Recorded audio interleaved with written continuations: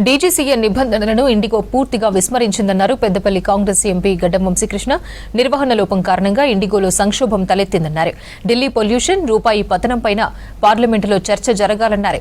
UPA హయాంలో రూపాయి విలువ తగ్గిపోవడంపై అప్పట్లో మోదీ విమర్శలు చేశారని, ఇప్పుడు ప్రధానిగా ఉన్న మోదీ ప్రస్తుతం రూపాయి పతనంపై సమాధానం చెప్పాలని డిమాండ్ చేశారు.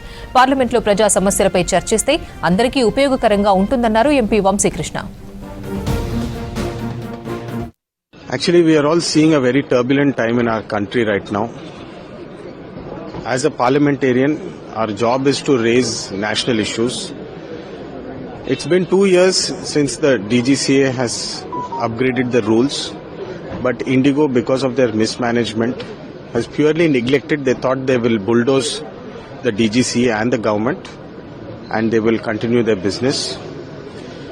This should have been a parliamentary discussion.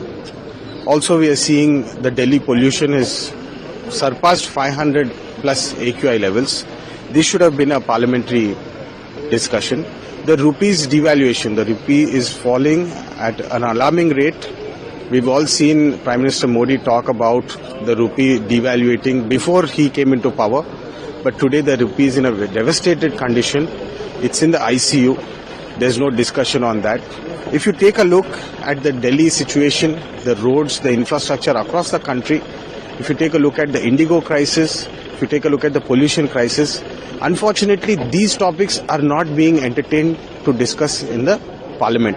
We are discussing about issues which are 150 years old.